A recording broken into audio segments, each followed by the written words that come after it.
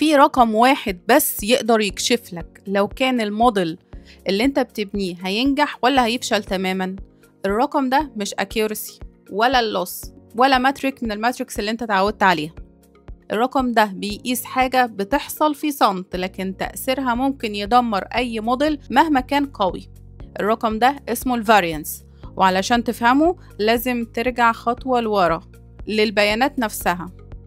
في الدقايق اللي جاية هشرح لك ازاي الرقم ده بيتحسب خطوة بخطوة، وليه هو حجر الأساس الحقيقي لأي ماشين ليرنينج موديل محترم. عندنا مجموعة بيانات مكونة من 5 أرقام، 4 و5 و7 و10 و14. المتوسط أو المين هو مجموع القيم على عددها. المتوسط هنا يعني المين عندنا هيبقى 4 زائد 5 زائد 7 زائد 10 زائد 14 على 5، 40 على 5 هيبقى 8. يبقى المتوسط هنا 8، وده هيكون المرجع اللي احنا هنقارن عليه باقي القيم. الخطوة التانية نحسب الفرق بين كل قيمة والمتوسط، يعني x minus x بار. x minus x بار زي ما احنا شايفين القيم هتطلع لي minus 4 minus 3 minus 1 plus 2 plus 6. الفرق ده بيدل على بعد كل قيمة عن المتوسط، لكن المشكلة إن في فروق سالبة وموجبة، ولو جمعناهم ممكن يلغوا بعض. يعني الكولوم اللي هو x minus x بار لو جمعت كل الفاليوز اللي فيه هتلاقي في الآخر النتيجة 0. هنا تيجي الخطوة الثالثة، تربيع الفرق أو squaring the difference. علشان نتغلب على مشكلة القيم السالبة بنربع كل فرق، بناخد التربيع بتاع كل قيمة فهيطلع لي الكولوم ده. الخطوة الرابعة هي جمع القيم التربيعية اللي هو التوتال بتاعها هيكون في الآخر 66. الخطوة الخامسة حساب الفاريانس.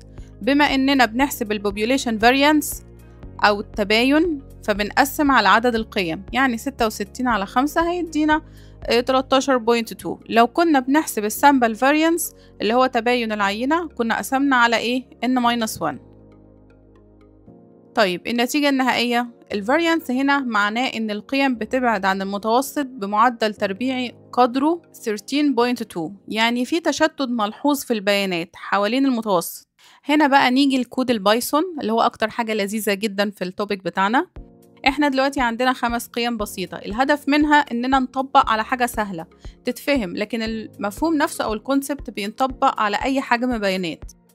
بنحسب المين من السطر ده، المين بيساوي sum data على len data. بنجمع كل القيم ونقسمها على عددها. المتوسط هنا هو النقطة المرجعية اللي هنقيس منها مدى التشتت او التباعد بين القيم. وبعد كده السطر ده differences equal x minus mean for x in data. بنحسب الفروق بين كل عنصر والمتوسط.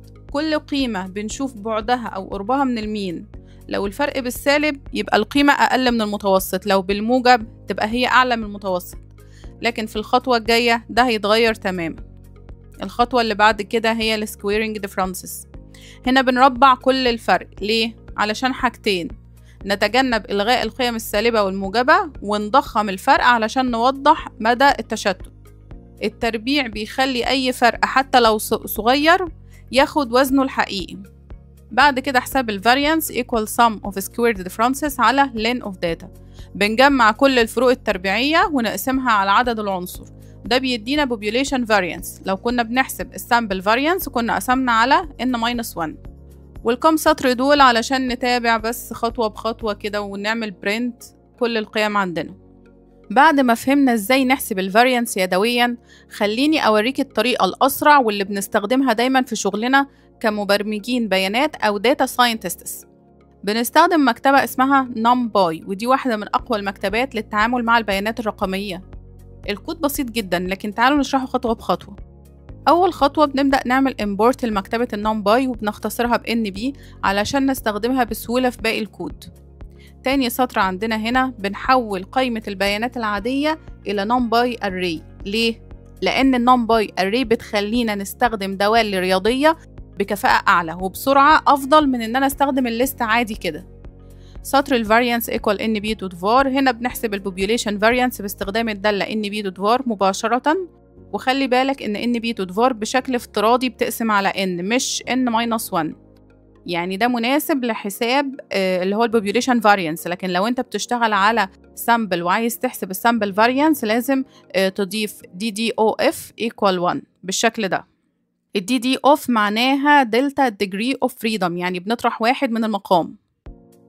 آخر سطر عندنا بقى هنا بنطبع الناتج النهائي للفاريانس، وده هو مقياس التشتت اللي كنا بندور عليه.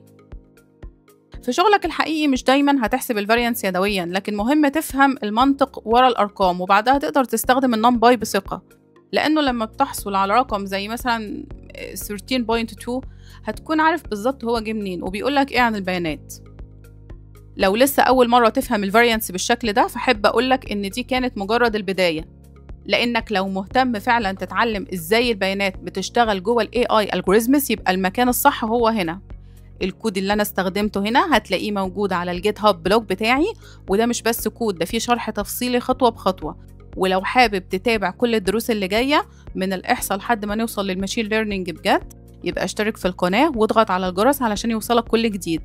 وكمان بص على الفيديوهات اللي فاتت، هتلاقي شروحات أساسية لموضوعات زي الفرق بين الديسكريبتيف والانفرنشال statistics، وازاي تبني frequency table في البايثون، وفيديوهات عن المين والستاندرد ديفيشن وأنواع التشارتس اللي ممكن نستخدمها. كل اللي عليك تبدأ، والباقي احنا اللي هنمشيه سوا. أشوفكوا السيشن الجاي.